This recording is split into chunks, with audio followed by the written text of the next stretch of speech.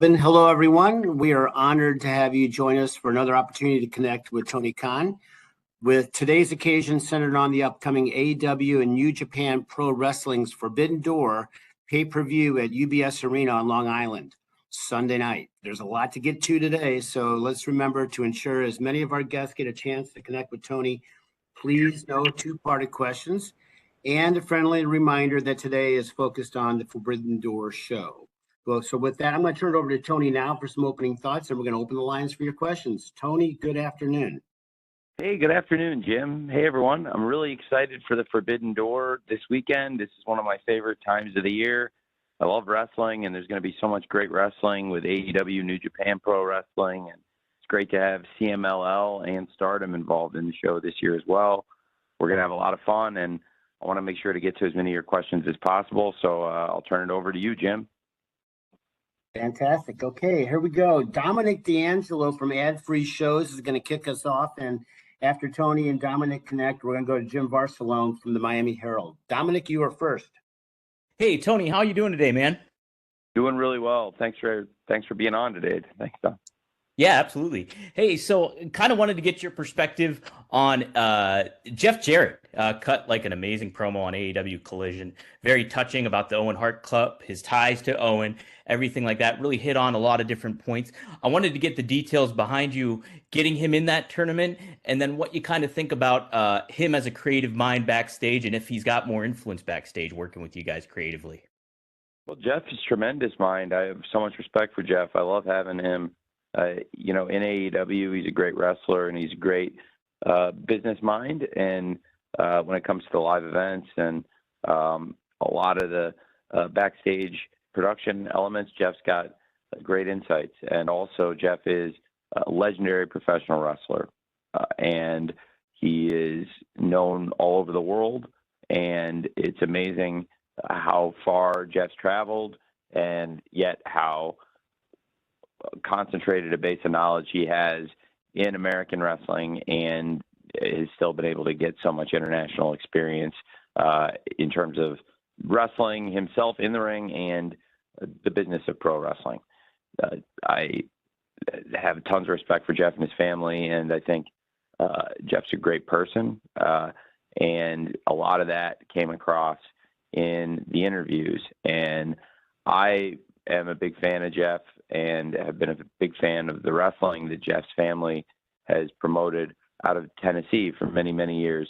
And to be able to see Jeff open up and show the side of Jeff that we see backstage, I thought that was really amazing. And Jeff gave a lot of insight into a friendship he had with the late, great Owen Hart.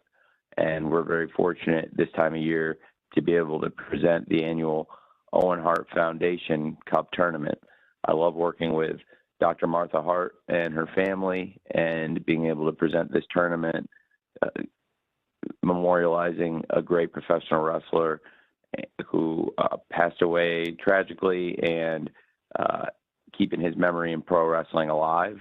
And I've really enjoyed doing the tournament. We have a great women's and men's tournament each year. And Jeff Jarrett is somebody who had a real close friendship with the late, great Owen Hart. And this year, I thought it would be cool to feature Jeff, and for Jeff to be able to give those insights.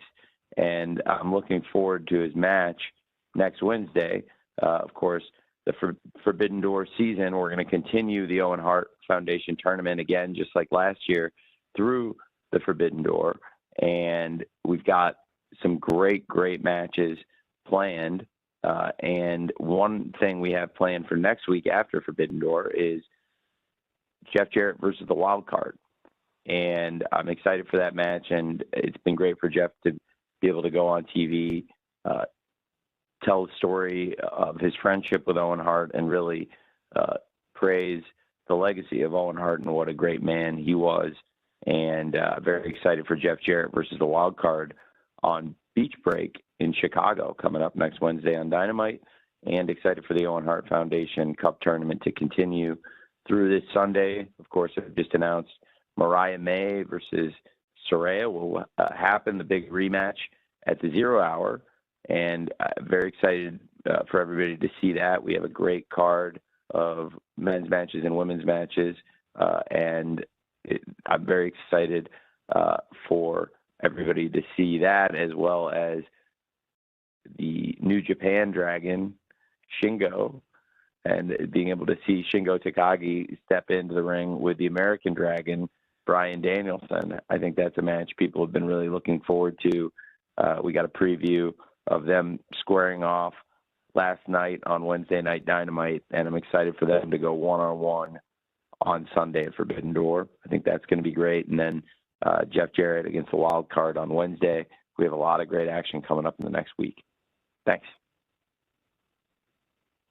Thank you very much, Dominic. Jim Barcelone from Miami Herald is next, to be followed by Andrew Baydala from Final Bell Media. Jim. Curious, with the event being in Long Island, Forbidden Door, just how important, or what was the importance of trying to get MJF back and competing on this event, since it is his hometown? Was that a big factor trying to get him because of that, or no, just wanting to get him back, or both? Well, MJF's a big attraction for AEW, and it's great to have him competing at the event this weekend. We saw a lot of intrigue among some of the top stars in AEW last night and the previous week, but it's been great to have MJF back in AEW, and a lot of exciting things happening in the company right now, and great to have MJF back, and we'll be very excited to see him take on one of my personal favorite stars in CMLL, somebody who's come in and done very well in AEW, and that's Hechicero, who's made a great connection with the fans, gets a great reaction whenever he appears. He was reintroduced in the LA Forum in the Casino Gauntlet match. He's had a tremendous match with Bryan Danielson, picked up the win last Saturday on Collision against Daddy Magic, and definitely need to keep an eye on Hechicero, who is somebody that we really think has a ton of potential and has aligned himself with the Gates of Agony, who did really well last night, I think, on Dynamite themselves, and Brian Cage. And it's a great group. It's a diverse group of really exciting stars. So excited to see Hechicero stepping in the ring with MJF, who I think is going to get a big reaction in any arena in the world, and especially at an arena so close to his home on Long Island. It'll be big for the fans at UBS Arena to see MJF this Sunday, and I think Hechicero will be a great opponent for him. Should be a really fun match. Thank you, Jim. Andrew Baydala from Final Bell Media is next. I will follow Andrew with a write-in question from John Powell of Slam Wrestling. Andrew, you are up. Installment of Forbidden Door and the pay-per-view concept, and the first two emanating from a major market such as Chicago and Toronto, and now this Sunday's pay-per-view being in New York. What is the future for the Forbidden Door pay-per-view, and could we see this pay-per-view go international, maybe Japan? Thank you. Well, sure, it's a great question, Drew. I think we've had Forbidden Door all over North America now in some of the great cities. And when you talk about, again, just the cities you listed, we launched the event in Chicago, and then last year we took it to Toronto, and here we are in New York. And it's consistently been a huge draw for us. The first event in Chicago was one of our biggest gates of 2022. 2023, it was the North American biggest gate of the year, and with the event being in Toronto, of course. And then this year, we're in New York at UBS Arena, and we're poised to top the $1 million gate mark for the third straight year, which means every Forbidden Door over $1 million gate. It's been a great success story, and we're looking to have over 10,000 fans attending the event at UBS Arena. It'll be one of our top shows of the year, and I think we've seen great business from Forbidden Door. So we've taken it international so far to Toronto, but potentially could we expand outside of the continent? I do think so. It's interesting with the idea of Forbidden Door in Japan. I do think that there's a great potential to grow the IP, and also as a pay-per-view event, launch other events in Japan in collaboration with New Japan Pro Wrestling outside of the Forbidden Door, which is something I think we've really built great excitement and a great business case for here on the Western Hemisphere. Thanks, Drew. Thank you. Thank you, Andrew. I have a question here, Tony, from John Powell from Slam Wrestling. And when you're finished with this, Samantha Shipman from the Daily DDT will be next. John's question, Tony, is a rather simple one. Big card coming up on Sunday. What's the match that you personally, the one match that you're most looking forward to? Oh, that's a very, very loaded, unfair question. I think if I personally can't wait to see so many of the matches on the card, and I don't want to give a cop-out answer, but I think the championship matches are so great up and down the card, and I really it would put me in a bad position to pick one. I think Swerve, you can't pick against the Swerve Strickland and Will Ospreay for the AEW World Championship, to see the international champion Will Ospreay, who competed on this event the past 2 years as a part of the New Japan Pro Wrestling roster, and moved full-time to AEW this year and has become the international champion and has taken America by storm. And to have the international champion Will Ospreay coming in challenging for the AEW World title, it's unprecedented, and it happened out of a great Casino Gauntlet match. I love those Casino Gauntlet matches, and I think the one in Los Angeles has been one of the best matches we've had in AEW all year, and I think one of the best matches ever on Dynamite. And Will Ospreay has continued to bring fans from all over the world, into his matches. People who've never watched wrestling before can watch a Will Ospreay match and be blown away. He has been great as the international champion. I think he has unlimited upside. And then you have a great world champion with Swerve Strickland, who has come into AEW and gotten better every year, and now is at the very top of his game. And with Swerve, we have somebody that has stepped in there and had, over the past year, some of the best matches ever in AEW against some of our top stars. And Swerve's rivalry with Hangman, I think, it will be immortal. The champion he defeated is one of our best stars and somebody that is one of the most respected wrestlers ever in AEW, and Samoa Joe. Then to be able to top Christian Cage, who I think is bell to bell and inside and outside the ring as good of a pro wrestler, as great of a pro wrestler as I've ever seen, and may very well be the MVP of this entire company, Christian Cage. And then, when you look at what Swerve's been able to do against all those great wrestlers time after time, we've seen Swerve step up and have these top matches. And Will Ospreay and Swerve over the past year, each of them separately have been involved in so many of the best matches ever in AEW.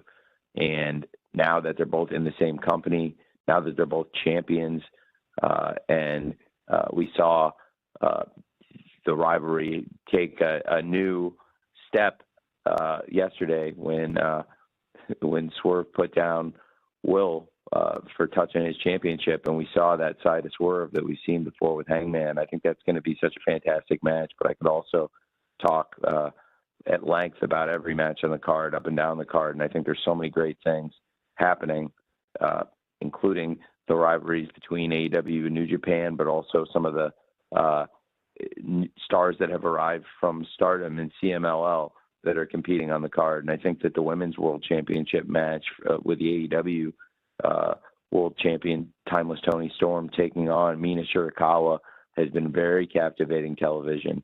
And Mariah May says she's going to be in both women's corners. And we saw as close as it's physically possible for her to do that. I mean, she made entrances with both Toni and Mina yesterday. And Mariah has been a huge part of this story and what's become a fascinating rivalry, very different kind of rivalry.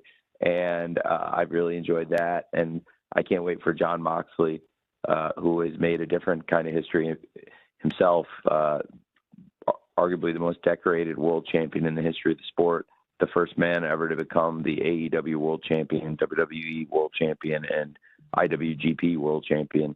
It's a milestone that will live forever. And I wanted to be there because if and when John won the title in Chicago, I knew it was going to be so special. So I felt really blessed to be in attendance and watch it with Renee when John won the IWGP world title and made history and set a milestone that nobody can ever take. And now Naito aims to take back the championship, but I think it's going to be a great, great fight. And Jon Moxley head-to-head is the greatest wrestler ever in AEW. And I think it's going to be so incredible, and the environment is going to be electric at UBS for Mox versus Naito. I think great matches like that are what Forbidden Door is all about.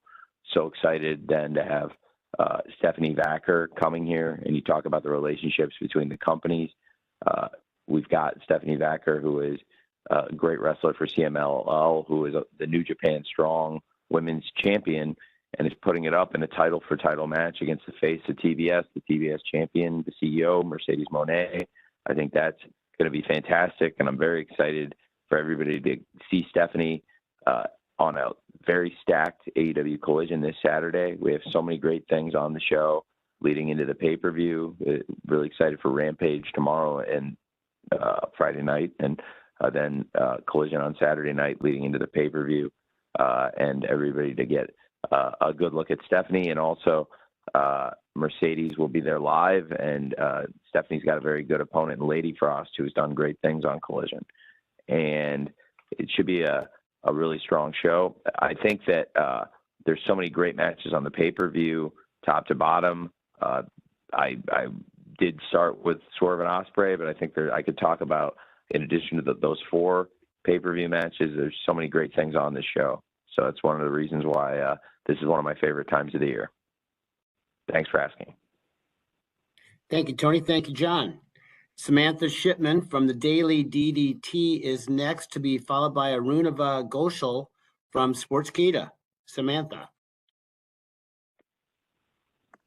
Can you hear me? We can. Yeah, hi. Okay, great. It was showing. I just wanted to make sure. So, first of all, thank you for the time. And I have a question related to Mark Briscoe, because on Sunday we see that he will obviously be getting a shot at the TNT Championship. But before that, he has a match on Honor Club tonight where he will be putting up his ROH World Championship against Kyle Fletcher. Can you talk about the decision to do that match now versus doing it at Death Before Dishonor next month? Well, it's a great question, and I appreciate you asking me that, and I think it makes a lot of sense. Kyle's got a very busy schedule, and I want to get Mark also with his very, very busy schedule. I thought it would make a lot of sense for them to have this match because it's a great match for the fans. Both of them are booked all over the world. They're both great champions, and to have the Ring of Honor World Television Champion and the Ring of Honor World Champion, when you can get that match, it made a lot of sense to me for the television champion and the world champion. Also, when you see the TV champion get the pin on the world champion, and also I want to put good matches on Honor Club on the show for the fans, and I think the match tonight is a great match. And Kyle's been on this incredible role, and I thought coming off the match Kyle and Lee had at the previous episode, that is one of the best matches in the history of the show, with Kyle defending the title in the 2 out of 3 falls match against Lee Johnson. Both of them are brilliant wrestlers, and I thought that Kyle and Lee put together a great match for the TV title. And Kyle's been on this great role. He pinned the world champion on Dynamite, and I thought that with the show being so hot right now, this made a lot of sense for the fans. It should be a great match. I appreciate you asking about it, and excited to have Mark involved in the ladder match, and of course Kyle's also going to be defending that television title in Arena Mexico, which I think is really exciting. Also working with Atlantis Jr. So lots of cool stuff. Thank you. Thank you, Samantha. Arunava Ghoshal from Sportskeeda is next, and I will follow Arunava with a write-in question from Ella J, a wrestling gal. Arunava. Am I audible? Yeah, hi. Yeah, so we were really excited to see MJF back ahead of Forbidden Door. If you can provide any update on Britt Baker's return, that's possible. Yes.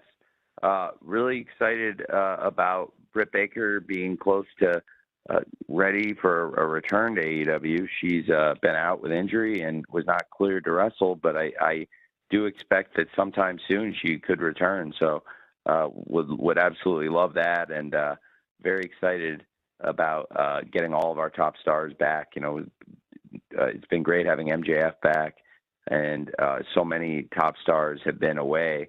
It's going to feel amazing when we've got great stars. Britt Baker's a great example. It'd be great to have the Doctor back in AEW. So many other great former champions, including Jamie Hayter, Kenny Omega, and Adam Cole, and many other great wrestlers. We can't wait to have back here in AEW. And certainly for me, I know that Dr. Britt Baker and fans all over the world will be excited to see her return, and I'm glad that she's going to be cleared to return very soon. Thanks, Thank you very much, Arunava. I have a writing question here, Tony, from Ella J, a wrestling gal, and then we'll follow Ella with Bill Pritchard, from WrestleZone. Ella's question is the following. Forbidden Door will feature 3 representatives from Stardom. Does AEW have plans to work with Stardom talent beyond Sunday's pay-per-view event? Yes, absolutely. We have lots of plans with Stardom, and I'm really excited about working so closely with the promotion this year. Stardom has the same parent company as New Japan Pro Wrestling, Bushiroad. So I had been looking to work with Stardom for a long time, and this current management has been such a great pleasure to work with. And I think it's been great for the wrestlers in AEW and Stardom, and also for the fans of either or both promotions, that we've been working together so closely, putting together great matches, bringing the talent back and forth. And I look to bring Stardom talent regularly to AEW. And right now, we're in a position where a Stardom wrestler, Mina Shirakawa, could very well be the AEW Women's World Champion. I think Mina has a great chance and is a fantastic representative of not only Stardom but also AEW, and I would love to have Mina as the champion here. I also love having Timeless Tony Storm as the champion, and it's one of the reasons I'm so excited for the match. And I think I want to continue to work with Stardom closely, and it may be that one of their wrestlers is the world champion here, and that can be a great thing. I mean, as we've seen, Jon Moxley as the IWGP World Champion has had some fantastic matches and is one of the top wrestlers not only in AEW but New Japan. And now I think we're seeing Mina Shirakawa is one of the top wrestlers not only in Stardom but also in AEW. And I think we'll continue to see wrestlers from Stardom in AEW, top stars, and also continuing to bring the young wrestlers over. I'd also like to continue having Stardom involved with Ring of Honor as well. But I do think, in addition to bringing Stardom wrestlers into AEW, you could see a lot of AEW wrestlers traveling to Stardom, and we're working on that. Wrestlers are working on getting their visas, and it's something we're excited about. Thanks for asking.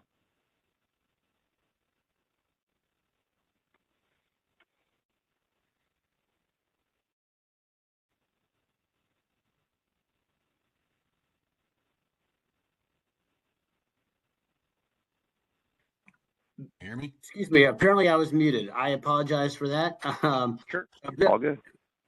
Bill Pritchard from WrestleZone is next, and Bill will be followed by Kristen Ashley from Pro Wrestling Illustrated. My apologies. Bill, you're next. Hey, Tony. How are you doing? Hey, doing well. Thanks for asking. How are you? I'm doing good. Surviving the heat wave on the East Coast. So I wanted to ask about MJF's return specifically. We've seen a character shift. I know he's kind of indirectly mentioned it looks reminiscent of Triple H MSG return, but I wanted to know like how much input you might have as far as hearing him out, and this is for everyone, but specifically I'm using him as the example because it's recent, but how much input do you have as far as like what you need for the show versus listening to what his idea is, just trying to figure out what the best presentation is for a guy like him, because we've seen him as a babyface before, but it was salt of the earth, like sort of the traditional look for him. So just can you talk about the creative decisions that go involved that go into bringing a guy such an important part of the company back on TV, making sure it's, you know, not only the right fit but the right timing and everything like that? Yeah, it's a great question. Well, it's the nature of wrestling. You have lots of wrestlers, and you have lots of wrestlers, and some of them come in with lots of ideas, and you get some wrestlers that come in with a lot of good ideas. And something I'm fortunate to do is be able to interact with a lot of people, but also hear a lot of ideas. And we have a great group of people. MJF's been here since the very first Dynamite. We're coming up on 250 Dynamites just a few weeks from now, which I'm really excited about. And, you know, as somebody who's been here from the first show, I've spent a lot of time around him. And we have a lot of wrestlers here, and including some of the people that have been here from the very beginning, like him, that have lots of really good ideas. And I love talking to them. And that's something I enjoy doing. And I think we've had success with is collaborating with the talent here and trying to make their voice heard and also do a presentation that's authentic to them. So it's been a great shift for him, but I think it's something that's really connected with the fans. And certainly in the arenas that we've seen, the fans are really excited to have MJF back. I thought it was a great match with Roosh, and it was a great way for him to return to AEW in his first match back. And then we were really excited to see MJF last night again, and interesting to see the interaction with some of the other top fan favorites like Daniel Garcia, the hometown hero in Buffalo, and the international champion Will Ospreay, who's going into this weekend and is challenging for the AEW World Championship. So some fascinating things happening around the company, and some involving MJF.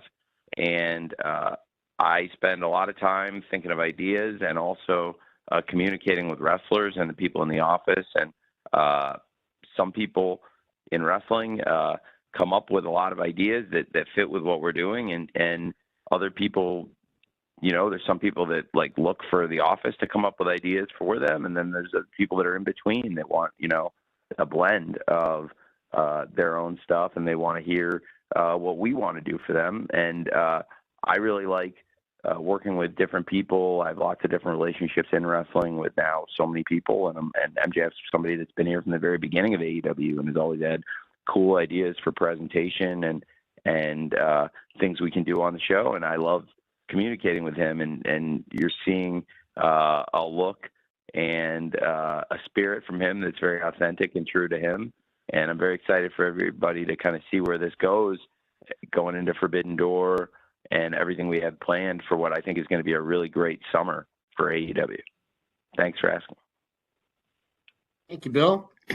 Kristen Ashley from Pro Wrestling Illustrated is next. Kristen will be followed with a write-in from Kimmy Sokol from the Pop Break. Kristen, you are up.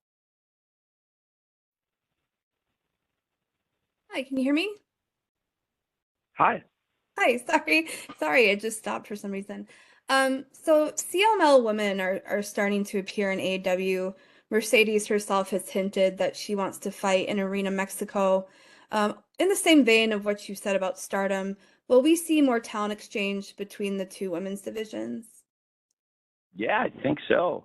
We're starting to see it. You know, I did get that question kind of, I think peripheral to your question, I was starting to talk about that. You know, we're working on getting more visas for the AEW wrestlers to go to Japan specifically to work at Stardom.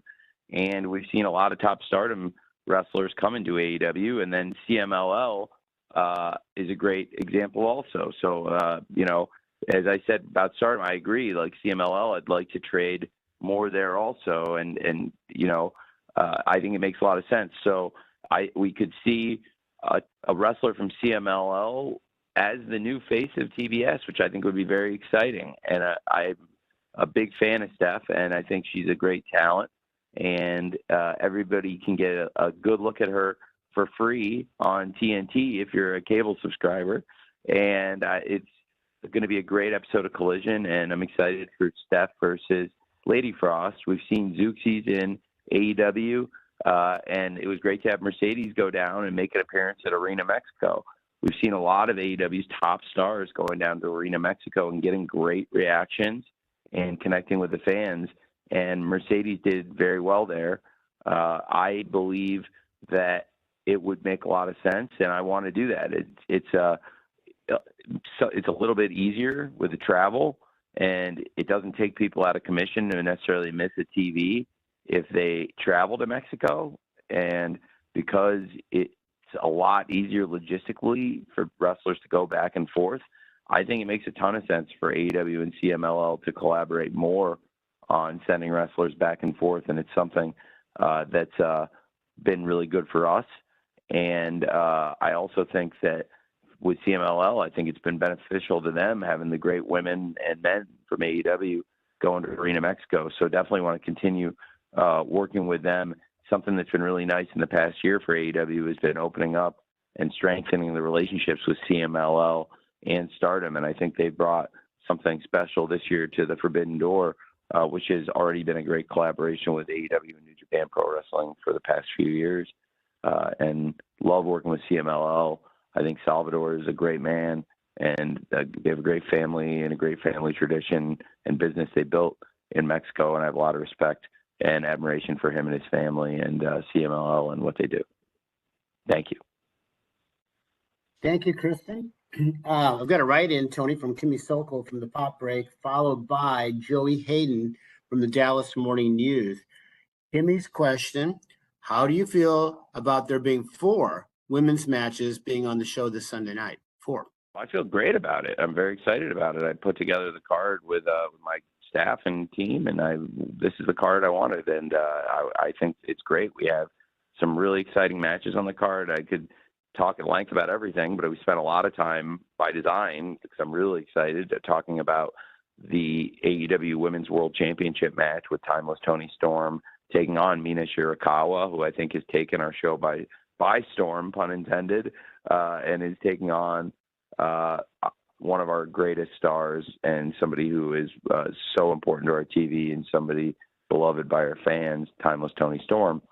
And then to have the TBS Championship on the line in a title-for-title match, it's fascinating because we have the New Japan Strong Women's Champion, Stephanie Vacker, going title for title with Mercedes Moné. I think that's such a great match and such a great situation between multiple companies being involved there and all the interpromotional implications of this match. Then you have something I'm really, really excited about, talking about the Stardom collaboration. I am so excited to have this big tag match on the 0 Hour. It's a preview of what's to come next week in Chicago at Beach Break, to have the team of Statlander and Momo versus the team of Willow Nightingale and Tam Nakano. I think that's going to be tremendous. And, we've seen Willow go to Stardom and defend the TBS title, and Tam Nakano and Willow, they've been opponents, they've been friends. That's, I think, going to be really exciting. Tag match, and then I can't wait for the Owen Hart semifinal match next week between Willow Nightingale and Chris Statlander going one-on-one. I think that's a great part of the card. And then, of course, Mariah May, she'll be in the corner of both women in the World Championship match, Toni Storm versus Shirakawa, to have Mariah May involved there, but also will be involved wrestling earlier in the night. We'll have Mariah May taking on one of her idols, Saraya, and that's a great match, and they've really turned into great rivals. And Saraya has won the match against Mariah. Saraya is a former AEW Women's World Champion. The winner of this match gets to go back to Wembley and a chance to become the AEW Women's World Champion. And Saraya would love to get back into that spotlight and regain that championship at Wembley. And Mariah May, I think it would be a dream come true for her to win this tournament and be able to challenge either of her closest friends and really the people she's currently idolizing and teaming with in Timeless Toni Storm and Mina Shirakawa. So a lot of exciting things happening on the card, and those 4 matches are a big part of it. Thank you very much, Kimmy. Joey Hayden from the Dallas Morning News is next, followed by Cresta Starr from Fightful. Joey? For this weekend, and before you know it, we'll be back at Wembley Stadium. But in between that, we have the Summer Series at Arlington in July. What are you most hoping to accomplish with the event this weekend to sort of set the stage for this pretty pivotal time on the calendar? Well, it's a great question. I'm really excited for the Summer Series. It's going to be tremendous. Once we've got the Forbidden Door this weekend, and very excited to have top stars from all over the world coming to New York, wrestling for a worldwide audience on pay-per-view this Sunday. And then once we have Forbidden Door in the books officially, we'll be on the path to AEW All In. And that'll start at Beach Break in Chicago, which is going to be a great event on Wednesday. And then going to later July, we'll have the Summer Series kicking off. Excuse me. Sorry, I had to mute my phone. I had to sneeze. Excuse me. And we'll have the Summer Series kicking off. I'm very excited for that. And I think it's going to be a great event and a great way for the fans to enjoy Collision on the path to AEW All In Wembley Stadium. We're going to bring big matches to Dallas. Very excited to feature top stars from Collision and have top stars from all over AEW colliding on TNT every week there in Dallas. And I think we're going to have a great fan base, and it's something that the city of Arlington is excited about, and we're excited about working with them to utilize Arlington's esports stadium for AEW. And Dallas is one of the greatest wrestling towns in the world. I've really enjoyed our time in Dallas. We've put on a lot of great shows there around the Metroplex, and we've had great events in Arlington with AEW and Ring of Honor, and some of the best Ring of Honor matches and moments were there. Arlington, a special place to me. Arlington's the last place I ever saw the late, great Jay Briscoe.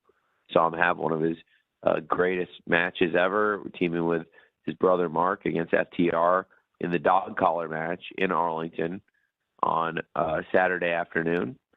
And it was one of the best matches. It was a great pay-per-view, and it was the dog collar match is one of the greatest matches I've ever seen. And it was a great moment for the Briscoes to win the Ring of Honor World Tag Team Championship. And I really enjoyed working with him and getting to know him and becoming friends with him. He's a great guy, and he's got a great family. And the last place I saw him was Arlington. And then after the show, a bunch of people got together, and then I had to head to Jacksonville because we had a very, very big game the next day. And so I flew back to Florida that night. But I saw him and some of the people after the show at the post-show get together after the pay-per-view, and then never got to see Jay again. And so that's a wrestling memory in Arlington specifically that I'll always hold near and dear, especially that dog collar match and seeing Jay one last time. And I love working with his brother Mark and with FTR, and together those guys had such a special match that night in Arlington. And I think going to a place, the Dallas Metroplex, where we've had so many great shows, the AEW Winners Coming events and the Ring of Honor pay-per-views, it's time after time the crowd brings it. Really, so many places in Texas, so many great towns in Texas where the fans are just so rabid and love wrestling and love AEW, and they've been so loyal and supportive to us, and we're very much in the debt of the great fans in Texas. So it's great to be able to bring an event like this there to Arlington, where we can week in, week out bring great AEW wrestling. I love the traditions of Texas wrestling, and specifically around the Dallas Metroplex, the history of what the Von Erich family was able to build. Kevin Von Erich has become a good friend to me and AEW, and his sons Ross and Marshall are just tremendous young men. I really like Ross and Marshall and Kevin, and love what they were able to build as a family. As somebody who's big on family and family business myself, I have a lot of respect for them and their business, which has been memorialized and seen all over the world now through the lens of the Iron Claw, which I think is amazing that everyone got to see things through Kevin's eyes. And it was a great film. And I think it's cool that the tradition of Dallas wrestling and world class and everything Kevin and his family were able to build, people saw that. And now I'm really excited to bring AEW back to the Dallas Metroplex, specifically to Arlington, for that series of events. We're going to have a great time there. Thank you, Joey. Cresta Star from Fightful is next, to be followed by Mike McGuire from Vista Radio Canada's McGuire on Wrestling. Cresta.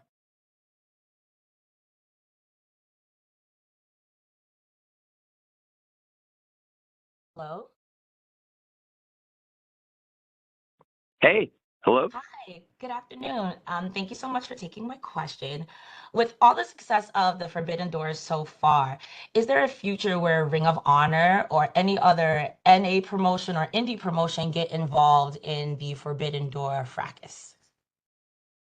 Well, it's a great question. I think I'd love having more Ring of Honor involvement. We do have some good involvement. We have the world champion, Mark Briscoe, in that ladder match, which is going to feature some great stars from across the world. And I do think we've got a great opportunity also to get more involvement from ROH in the show. And in the future, I think other promotions as well. I think right now you've got two of the top promotions in North America in AEW and CMLL featured very prominently in the card. And then, you know, obviously having not only New Japan Pro Wrestling, but also Stardom now more intricately involved in the event, I think has been tremendous. And now you could see a wrestler from Stardom as the AEW Women's World Champion in Mina Shirakawa. You could see a woman from CMLL who is not only the New Japan Strong Women's Champion, but has also been a great champion in Mexico. You could see Stephanie take the TBS championship and become the face of TBS. So there's a lot of exciting opportunities there. And, you know, in addition to all the great things happening between AEW and New Japan, and like having Jon Moxley as the IWGP World Champion.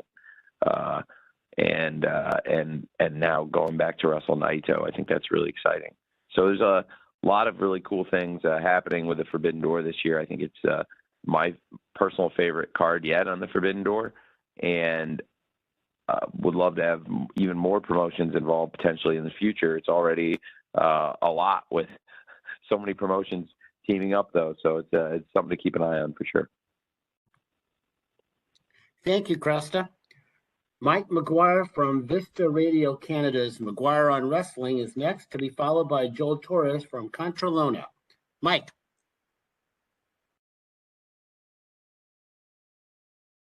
Oh.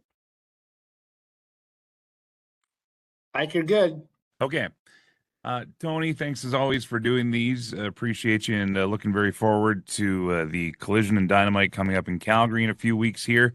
On that note, part of the Owen Hart tournament is at Forbidden Door, and looking forward to that. But some guy who's been talking a lot about what's been going on in AEW and what could happen in AEW is Jim Ross. And just wondering if you've heard from JR. He was hoping to be there to do the call, but he's been going through some health stuff, obviously. Have you heard from Jim and whether or not he'll be at Forbidden Door? I have heard from Jim.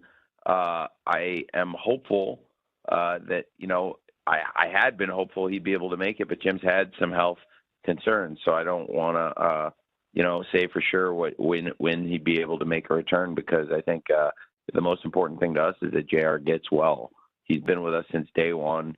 He was a part of AEW from the launch, and, we really value Jim and everything he's done for AEW since we, started the business.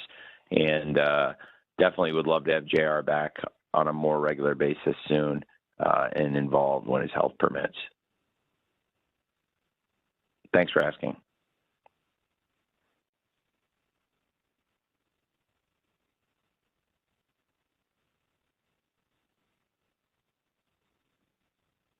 Thank you very much, Mike. Joel Torres from Controlona is next, to be followed by Sean Ross Sapp from Fightful. Joel? Yep. Joel, you're good.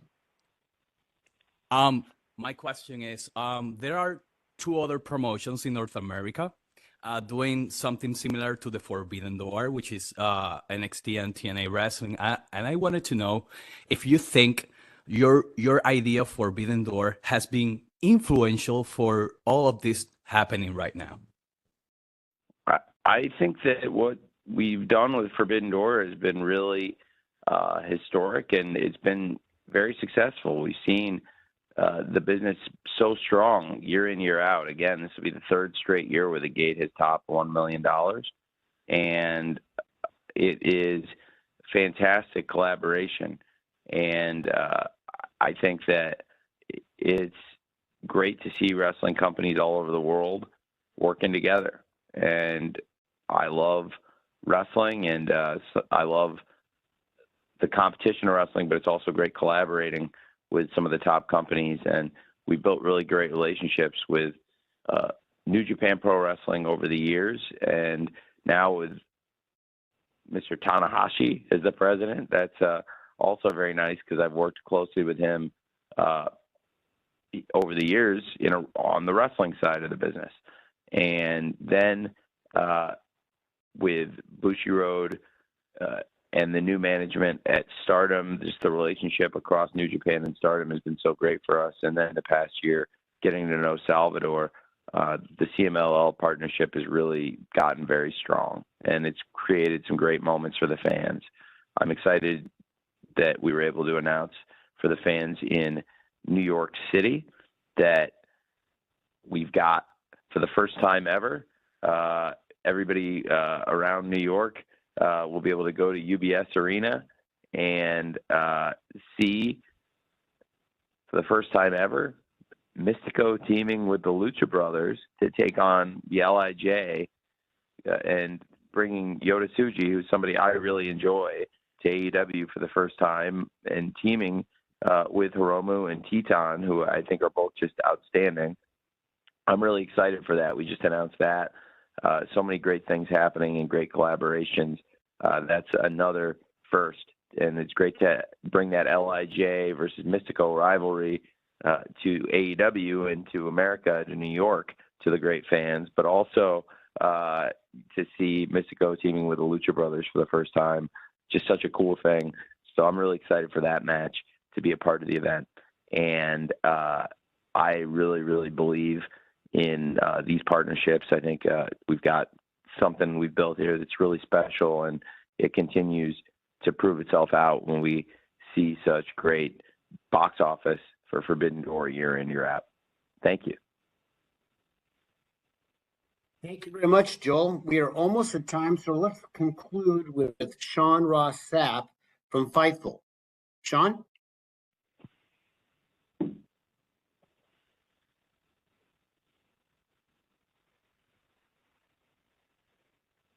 put out today indicating that he would be a free agent tomorrow. And also, the former Becky Lynch is on the market right now. Do you have any immediate interest in Dijak, and has AEW reached out to Becky or made an offer? These are great questions. I can't. I would prefer not to do my free agent negotiating on the all media call. It's not even like an off the record conversation. It's like the all media call. You're all here. So I think it's a really exciting time in pro wrestling. When we launched AEW, one of the things that I had told the great people at TBS and TNT, and this was long before Discovery had come in and Warner Brothers Discovery had become this great entity, and long before Mr. Zaslav's great leadership had entered the picture here. So this was a long time ago, but 6 years ago, I remember telling the people at TBS, before we'd even launched AEW, when it was really a concept on paper and ideas in 2018, that I was telling them about that free agency in pro wrestling has not been nearly at the level of competition that it was once in the 90s. And then in 2019, we arrived on the scene, and I do think that it's been a fascinating period, and watching the movement between wrestlers, between companies over the past few years, I think it's been great for the fans, and I think it's been great for the wrestling business. So there are some great free agents out there and coming up. These are, great names you're talking about. I have a lot of respect for everybody you said, Sean, but I, probably wouldn't behoove me or benefit AEW for me to give, my contract thoughts on all of them, or what I would negotiate or have or would with any of them. But I do think they're all great talents to talk about for sure.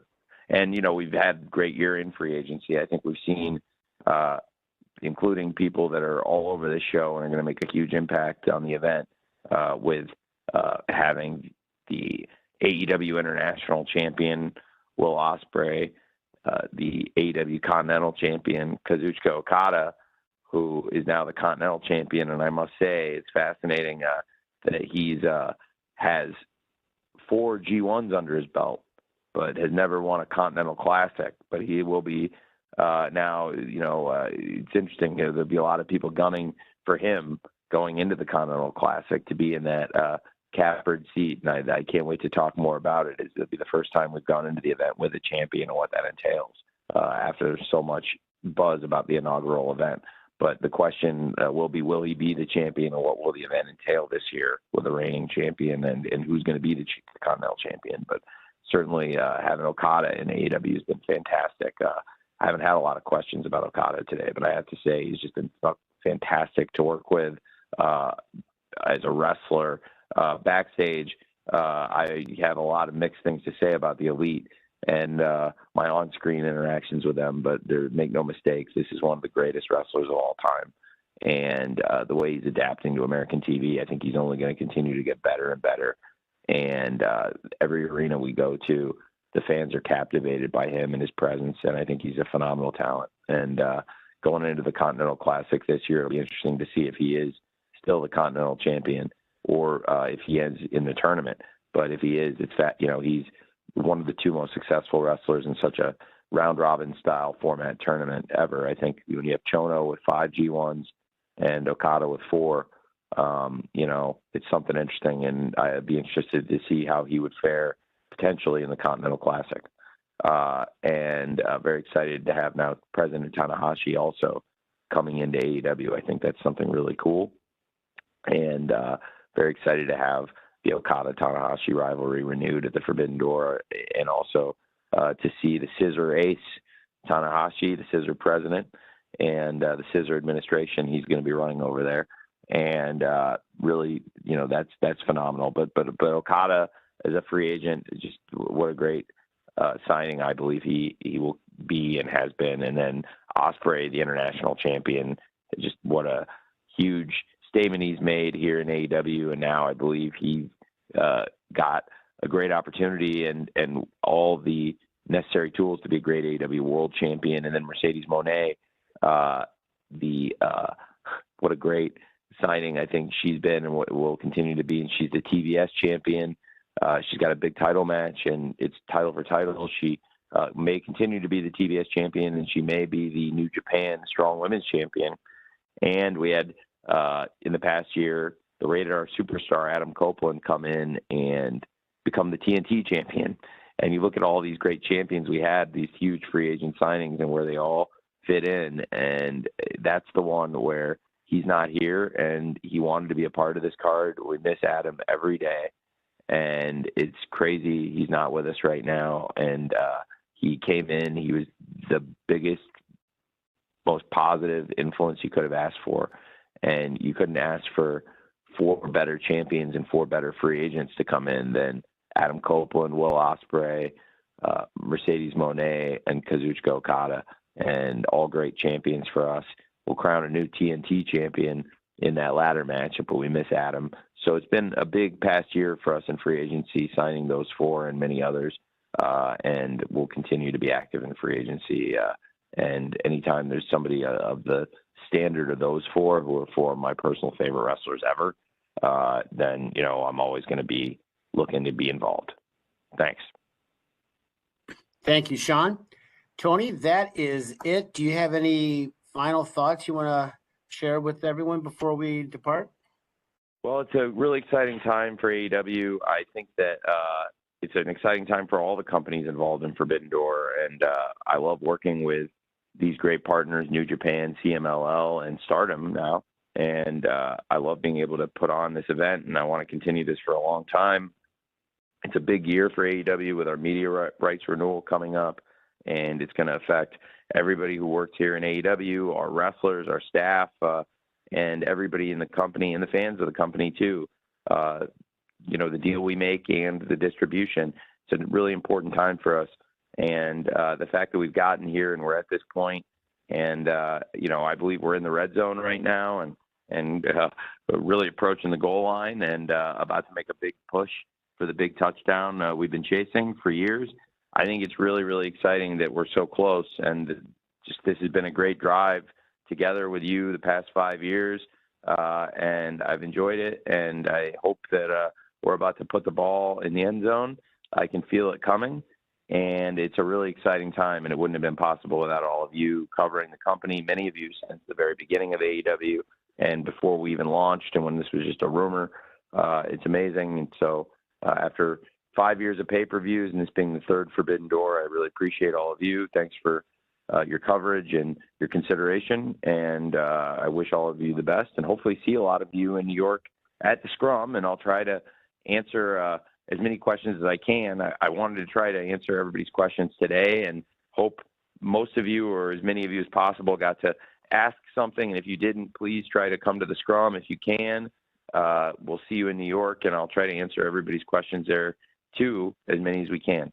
Thank you very much, and hope you all have a great rest of your week. All right. Thanks, Tony. And as Tony mentioned, this is always really the fastest hour in professional wrestling, but unfortunately we are at 60 minutes. So we are going to distribute an audio recording shortly. We do hope you enjoyed the time today with Tony in anticipation of AEW and New Japan Pro Wrestling's Forbidden Door this Sunday night. And with that, we thank you, and we hope to see you this weekend on Long Island. Best wishes, everyone.